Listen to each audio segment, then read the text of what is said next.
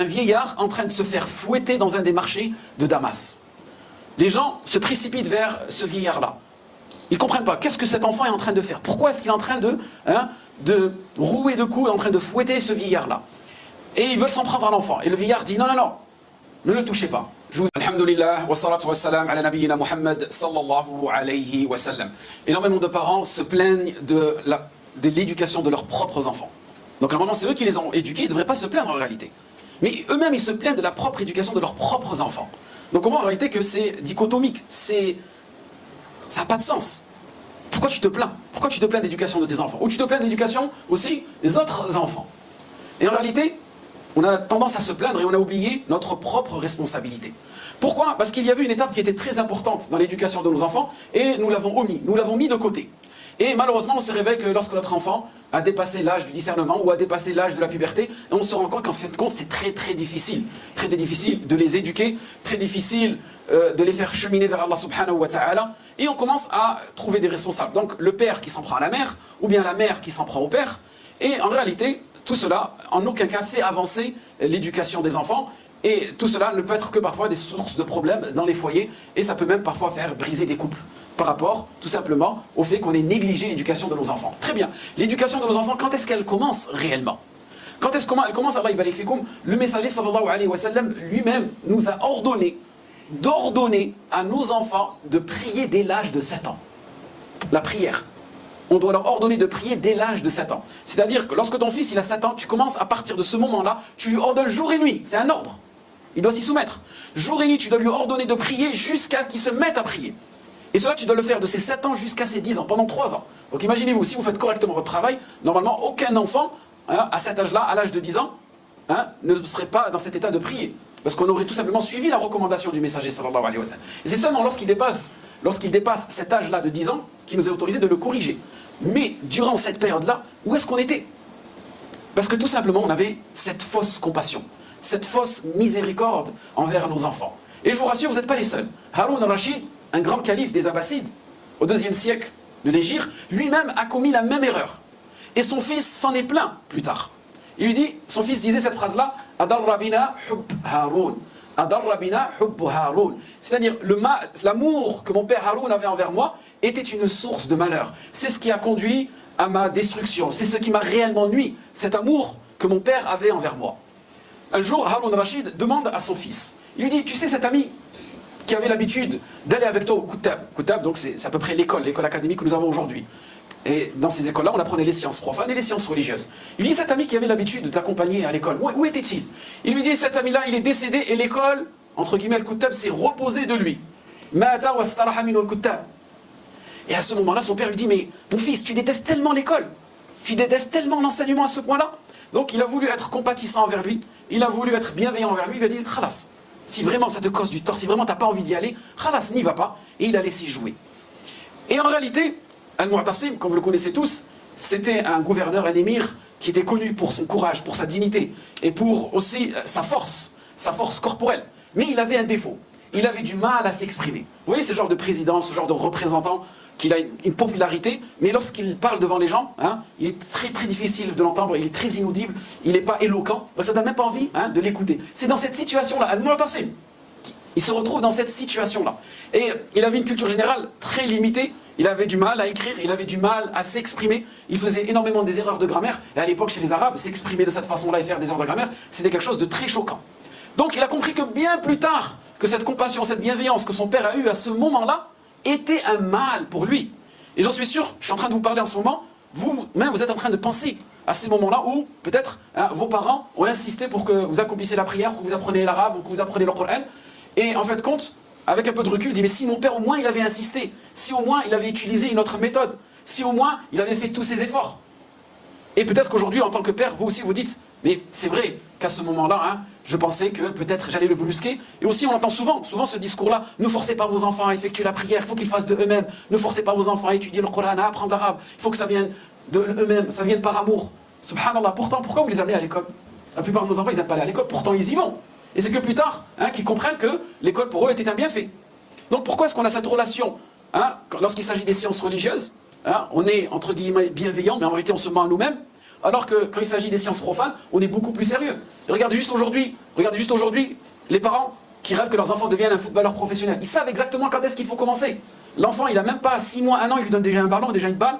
À 1 an, 2 ans, il fait déjà des jongles. À 3, 4 ans, on le ramène déjà dans des clubs. À 7 ans, il est déjà détecté. Et eux-mêmes, ils te disent, si à 7 ans, ton fils, il n'a pas un talent, ça, il ne te prend même pas la tête. Et cet âge-là, 7 ans, il est très très important, car c'est l'âge du discernement. Peut-être que nous, on ne le conçoit pas, mais durant cet âge-là, l'enfant, il commence à discerner qu'est-ce qui est bien et qu'est-ce qui est mal, qu'est-ce qui est mauvais et qu'est-ce qui est bon. Et il y a un sondage qui a été effectué, il dit, dans ce sondage-là, ils ont sondé plus de 2000 familles, que exactement, de manière précise, à l'âge de 8 ans, l'enfant, c'est à ce moment-là qu'il change totalement. C'est à ce moment-là qu'il va manifester ses colères. C'est à ce moment-là qu'il va se rebeller. C'est à ce moment-là qu'il va taper des pieds. C'est à ce moment-là qu'il devient psychorigide. Et si à cet âge-là, nous, on n'a pas fait le travail en amont, ben ça va être beaucoup plus dur pour nous, à partir de ces 8 ans, 9 ans, 10 ans. Et nous, malheureusement, les parents, on se réveille qu'à partir de 10 ans ou lorsqu'ils ont atteint l'âge de la puberté. Alors, regardez que le messager, sallallahu alayhi wa sallam, regardez le grand éducateur, le vrai éducateur, c'est que eux, des années après des recherches qu'ils ont pu découvrir cela, lorsque le messager, sallallahu alayhi wa sallam, nous ordonne d'ordonner à nos enfants d'effectuer la prière. Très bien, cette prière, est-ce que c'est juste une prière mécanique qu'ils doivent effectuer? Allah subhanahu wa ta'ala, il nous dit Inna as-salat tanha 'anil fahsha'i wal munkar. Cette prière que nous ordonnons à nos enfants, elle les détourne des comportements abominables. Elle les détourne de ces comportements condamnables. C'est une vraie forteresse, cette prière pour nos enfants, même s'ils ne la comprennent pas à ce moment-là. Ça les protège.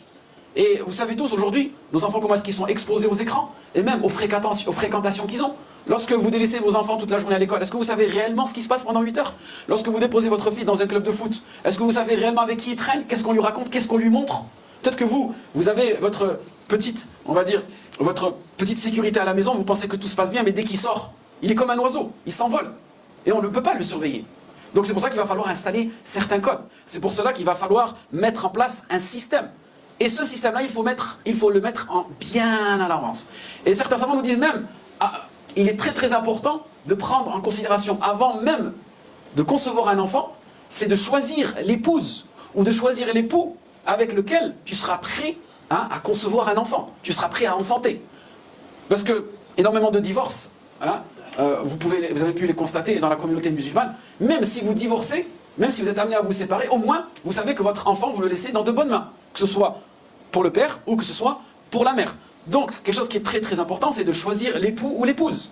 Ensuite, invoquer Allah subhanahu wa ta'ala. Combien d'invocations dans le Coran qui sont répétées? À chaque fois, oh Allah, accorde-nous une progéniture saine, accorde-nous une progéniture saliha. Et ensuite, effectuer les efforts que je vous ai mentionnés précédemment. Peut-être que certaines personnes se disent, moi, ça y est, c'est trop tard, mon fils il a déjà 15 ans, il a déjà 16 ans. Alhamdulillah, rien n'est perdu. Toi-même, peut-être il faut que tu aies ce discours envers ton fils. Désolé, durant cette période-là, j'ai été négligent, j'aurais dû faire ceci, j'aurais dû faire cela. Que penses-tu maintenant si on essaye de tout simplement résoudre ce problème-là, de tout simplement essayer de trouver une solution et de commencer avec une nouvelle page? Et que, afallahu aman salaf. Parce que si on ne le fait pas maintenant, ça sera encore beaucoup plus tard, ça sera encore beaucoup plus difficile lorsqu'il aura ses 20 ans, lorsqu'il aura ses 30 ans. Et vous serez éprouvé par vos enfants. Combien de parents aujourd'hui, je discute avec eux, ils préfèrent tout simplement nier cet enfant-là. Dire celui-là, non, c'est plus de mon fils.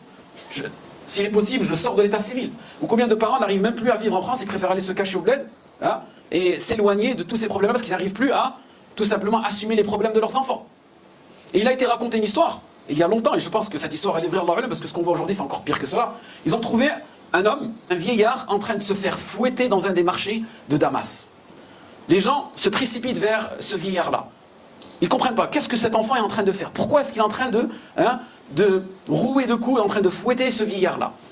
Et ils veulent s'en prendre à l'enfant. Et le vieillard dit, non, non, non, ne le touchez pas. Je vous explique pourquoi. Parce que à ce même endroit, 30 ans en arrière, moi-même, j'ai asséné des coups à mon père. Vous vous rendez compte? Donc en réalité, quelque part, comme on dit, la roue tourne. Kamatoudin, Toudan.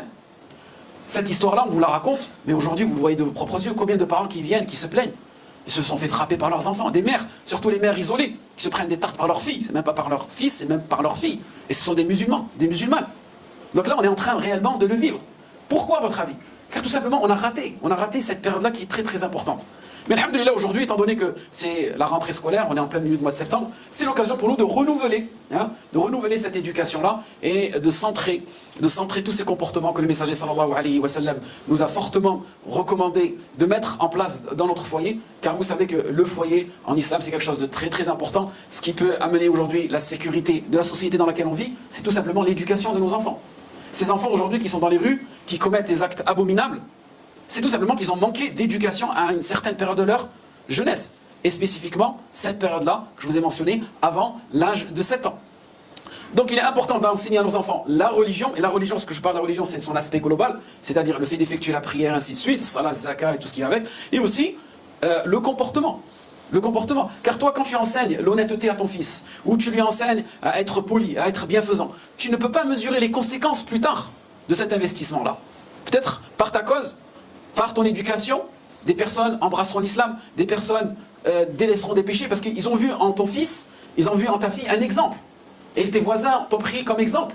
Combien de personnes, leurs enfants se sont mis à apprendre le Coran parce que le voisin apprenait le Coran. Donc ça, c'est une belle jalousie, c'est une belle compétition. Et une histoire aussi qui est relatée, et j'en suis sûr peut-être qu'aussi elle est vraie, l'histoire d'un enfant qui voulait aller étudier, faire le talab al-ilm. Donc sa mère, elle lui dit, je t'autorise à aller étudier la science, et elle lui donne une bourse de 40 dinars à cette époque-là. Elle lui met dans sa poche, elle lui dit, à condition, tu iras étudier la science religieuse, mais à condition, tu fais un engagement que tu ne diras que la vérité. Donc lui, il répond à cet engagement-là, et il se dirige vers le chemin de la science religieuse, et à ce moment-là, des brigands l'assiègent, et lui demande qu'est-ce que tu possèdes. Et lui, il dit la vérité. Tellement il dit la vérité, les gens en sont surpris et ne le croient pas et le délaissent. Il lui dit oui, j'ai une bourse, j'ai 40 dinars. Et les brigands disent non mais celui-là, il se fout de nous. Donc ils repartent et ils vont voir le chef des brigands. Lorsqu'ils rencontrent le chef des brigands, il dit qu'est-ce que vous avez accaparé comme bien? On a accaparé ceci, ça, mais il n'y a pas autre chose. Il dit oui, mais il y avait un enfant qui prétendait avoir 40 dinars. Comment cela? Amenez-moi cet enfant. Donc ils amènent l'enfant et il lui pose la question. Il lui dit c'est vrai que tu possèdes 40 dinars? Il dit oui, mais je peux vous les montrer. Et à ce moment-là, le brigand, il est stupéfait. Pourquoi avec autant de facilité tu me montres ton argent? Et il lui explique la raison. Parce qu'il avait pris un engagement envers sa mère, d'être honnête. Et à ce moment-là, le brigand, le chef des brigands, il est touché. Il est touché par la honte. Il dit, cet enfant, il a respecté l'engagement de sa mère. Que dire moi? L'engagement envers Allah subhanahu wa ta'ala. Moi, qui suis une source de nuisance pour toutes les personnes qui passent sur ce chemin-là. Donc, il a décidé de se repentir et de rendre tous les biens qu'il avait volés. Et les gens, ces brigands qui étaient avec lui dans son équipe, eux aussi, ils ont dit, étant donné que tu es notre modèle, tu seras aussi notre modèle dans notre repentir. Est-ce que vous pensez que sa mère, elle avait mesuré la conséquence de cet engagement qu'elle avait pris avec son fils? Donc, il y a du khair walillahi alhamd. Vous vous en rendez pas compte, vous ne le voyez pas. Mais il y a du khair walillahi alhamd dans la communauté. C'est pour cela qu'il faut faire perdurer ces engagements-là. Ensuite, Allah subhanahu wa ta'ala, dans le Coran, il nous dit que parfois, vos enfants et vos épouses peuvent être une source d'hostilité. C'est-à-dire prenez garde de vos enfants, faites attention, ils peuvent être une source de malheur pour vous. Pour comprendre ce verset, il faut revenir vers le tafsir. L'imam al-Barawi nous explique que ce verset il a été révélé sur des compagnons qui avaient délaissé la hijra. Car à l'époque mécoise, lorsque tu devenais musulman, obligatoirement tu devais faire la hijra, tu devais quitter la Mecque. Et certains compagnons ont retardé leur hijra. Quelle a été la cause? L'amour. Vous voyez cet amour que j'avais mentionné au début de la khutbah? Cet amour pour leurs enfants, cet amour pour leurs épouses qui ne voulaient pas quitter la Mecque, qui voulaient rester dans ce confort-là. Et plus tard, quand ils ont effectué la hijra, ils sont arrivés à Médine. Peut-être la deuxième, troisième année hijiroise. Lorsqu'ils sont arrivés à Médine, ils ont pu constater que certains compagnons avaient évolué spirituellement, avaient amassé en termes de sciences religieuses, avaient effectué plusieurs expéditions. Et ils ont commencé à se mordre les doigts. Vous voyez, la bonne et vraie compétition religieuse, ils ont commencé à se mordre les doigts. Genre, ils étaient dégoûtés. Dégoûtés qu'eux, ils n'aient pas atteint ce niveau religieux. Donc, qu'est-ce qu'ils ont décidé? Ils ont décidé de punir leurs femmes et leurs enfants. Comment les punir? Tout simplement en ne pas dépensant des biens pour eux, en étant très limités dans la façon dont ils allaient se comporter avec ces gens-là, avec leurs enfants. Et c'est à ce moment-là, subhanahu wa ta'ala, qui révèle ce verset, la continuité du verset. Et si vous pardonnez, vous oubliez ces manquements que vos enfants ont pu effectuer, sachez que Allah subhanahu wa ta'ala est totalement pardonneur. Et nous, c'est ce que nous devons faire aujourd'hui. On sait que peut-être nos enfants ont commis des manquements vers nous, on doit leur pardonner, on doit c'est-à-dire effacer, arracher cette page-là du passé et ouvrir une nouvelle page. Et comme je vous ai dit, c'est la rentrée, donc c'est une occasion pour nous de renouveler cela. Et aussi, on parle aussi aux enfants, c'est pas qu'aux parents. Les enfants aussi qui ont causé du tort à leurs parents, qui ont en permanence désobéi à leurs parents, c'est eux, pour vous, l'occasion, cette rentrée de septembre, d'ouvrir une nouvelle page avec votre famille, une nouvelle page avec votre père, une nouvelle page avec votre mère, avec votre entourage, de revenir vers les mosquées, de revenir vers les maisons d'Allah subhanahu wa ta'ala. Car si on ne le fait pas maintenant, ça sera beaucoup plus difficile pour nous, car n'oubliez pas que c'est une occasion, en ce moment, au mois de septembre, de s'inscrire dans des écoles islamiques, de s'inscrire dans des écoles coraniques, s'inscrire dans des écoles pour apprendre la langue arabe, pour apprendre les sciences religieuses, car vous savez que malheureusement, la plupart maintenant des parents, ce qui les intéresse, c'est que leurs enfants deviennent des sportifs de haut niveau. Ils ont déjà réservé des places avant même les vacances, ils ont ramené leurs enfants dans des centres de foot pour être sûrs qu'ils auront une place à la rentrée. Mais qu'en est-il de l'ulum al-shar'iyya, qu'en est-il de l'ulum al-qur'aniyya, qu'en est-il de l'oral al-arabiyya? Donc c'est pour cela qu'il est très très important, la ibarak fikoum, dans ce mois de septembre, normalement, aucun musulman devrait rester inculte, aucun musulman devrait rester ignorant durant cette période-là, chacun d'entre nous. Et ce message ne s'adresse pas seulement aux enfants, mais il s'adresse aussi aux parents. Toi qui as 40 ans, toi qui as 30 ans, 50 ans, 60 ans, peu importe ton âge, elle est où ta portion d'instruction religieuse dans ta vie? Tu veux que tes enfants lisent le Coran, lisent la langue arabe. Tu veux que tes enfants connaissent le din. Mais toi, qu'est-ce que tu connais du din? N'oubliez pas que nous sommes les meilleurs exemples pour nos enfants. Nous devons imiter le messager sallallahu alayhi wa sallam et nos enfants nous imitent. Et en réalité, ce cercle vertueux, c'est dans lequel nous devrons vivre. Donc, cette responsabilité, Allah barik fikum, ne vous laissez pas tenter par les ruses de shaitan. C'est trop cher, c'est trop loin, de toute façon ça sert à rien, de toute façon ils enseignent mal, ainsi de suite. Ça, ce sont que des ruses de shaitan. Faites vos efforts et Allah subhanahu wa ta'ala, il mettra la baraka dans ces efforts-là. قد قلت ما سمعتم استغفر الله لي ولكم فاستغفروه انه هو الغفور الرحيم. اللهم اعز الاسلام والمسلمين، اللهم اعز الاسلام والمسلمين واذل الشرك والمشركين. ربنا اننا ظلمنا انفسنا وان لم تغفر